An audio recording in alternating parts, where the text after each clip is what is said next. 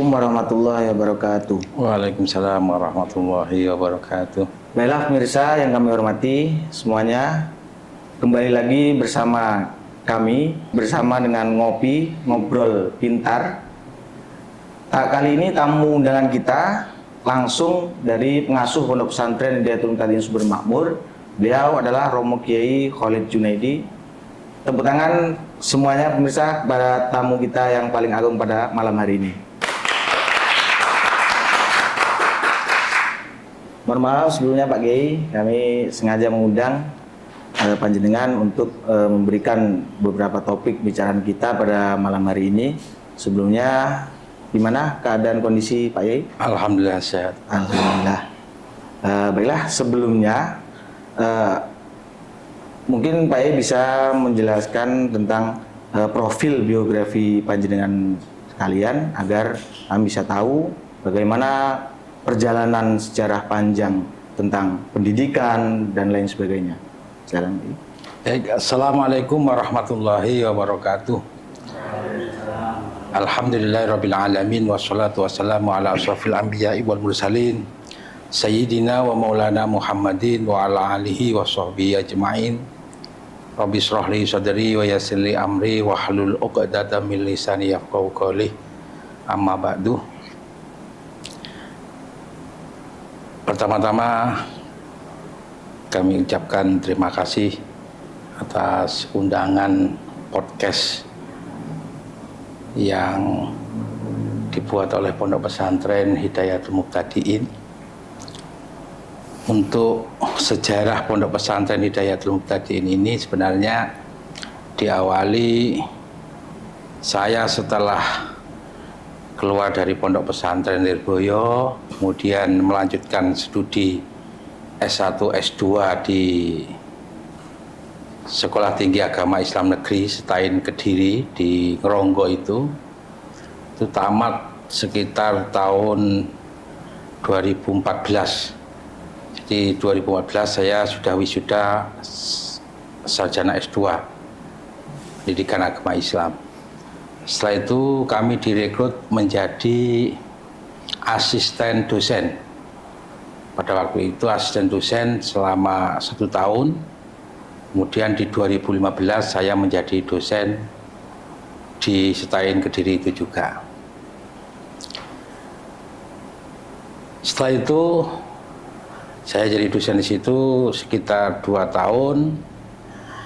Istri saya yang aslinya orang Kampar, walaupun dia itu putra orang Jawa, orang tuanya dulu transmigrasi ke daerah Kampar, Provinsi Riau, tidak betah tinggal di Kediri, minta saya untuk kembali ke rumahnya di daerah Kampar.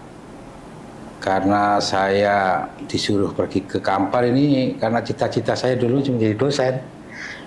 Menjadi dosen di perguruan tinggi.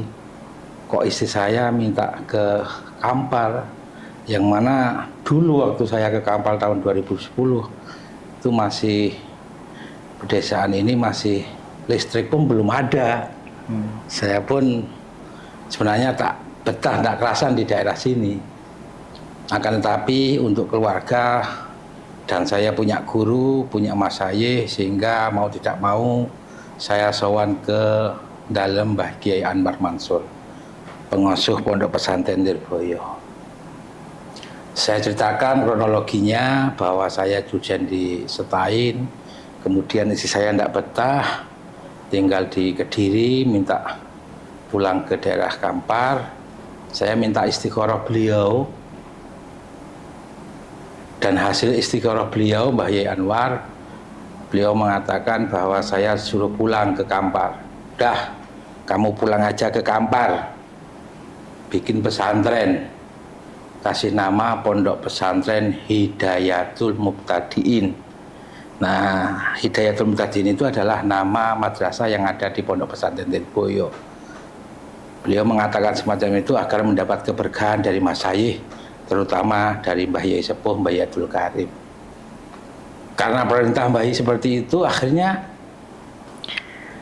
kami langsung memutuskan untuk hijrah ke Kampar. Dan instruksi beliau sampai di rumah itu harus langsung bikin plakat, plang pondok pesantren. Jadi sampai di rumah langsung kita bikin plang besar. Di situ yang sebelah kirinya berlogo Nahdlatul Ulama, yang sebelah kanannya pondok pesantren Hidayatul Muqtadiin. Itu ceritanya. Jadi pondoknya belum ada tapi pelangnya sudah ada. Pelangnya sudah ada. Sudah ada. Itu 2016 awal. 2016 awal.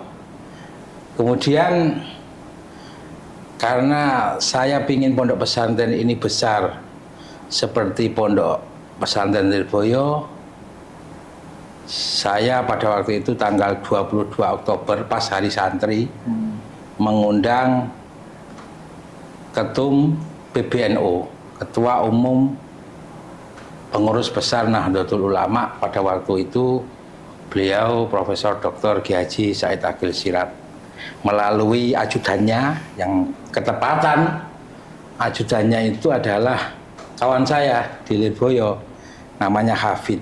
Fit, saya mau mengundang Kiai Said, pengurus besar biar pondok kita ini besar, untuk peletakan batu pertama di sini. Alhamdulillah beliau mengijabahi. Akhirnya tanggal 22 Oktober tahun 2016 beliau hadir di Desa Sumber Makmur ini di Kecamatan Tapung, Kabupaten Kampar, untuk peletakan batu pertama pondok pesantren Hidayatul Muqtadiin.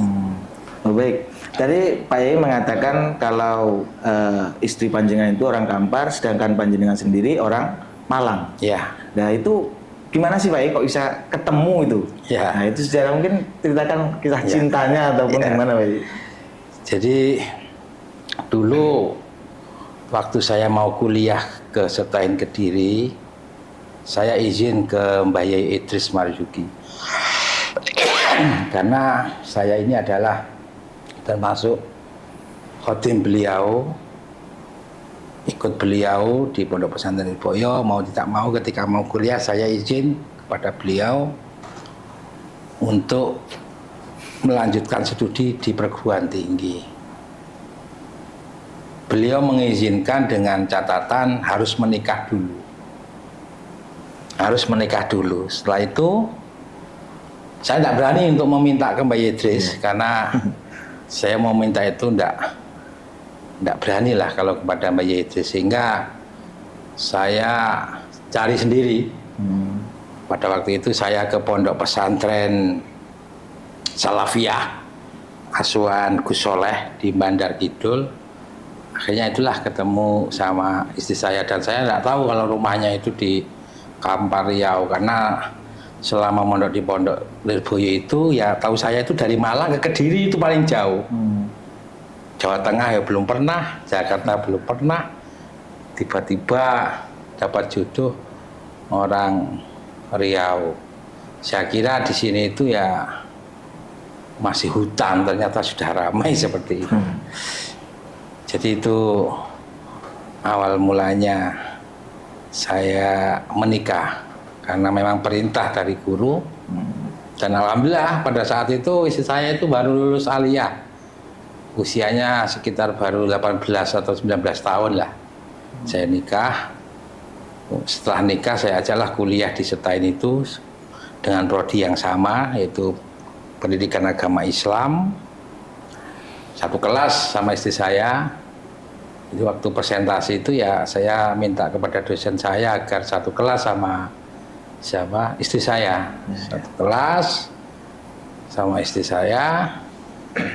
Tapi ketika semester 3 karena istri saya melahirkan, tak bisa lagi untuk satu kelas. Jadi waktu pemrograman istri saya masuk jam 2, saya masuk jam ketiga. Jadi kalau istri saya masuk saya gendong anak, kemudian saya masuk istri saya yang gendong anak, dan itu saya lakukan sampai selesai.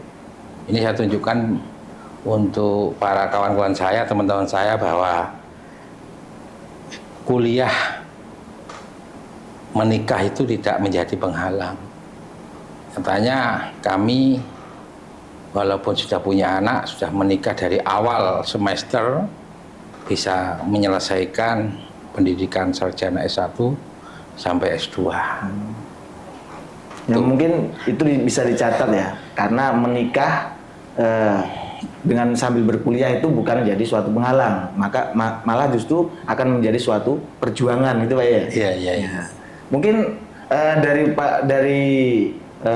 pendirian pondok pesantren ini, apa sebenarnya motivasi untuk mendirikan pondok pesantren ini Pak?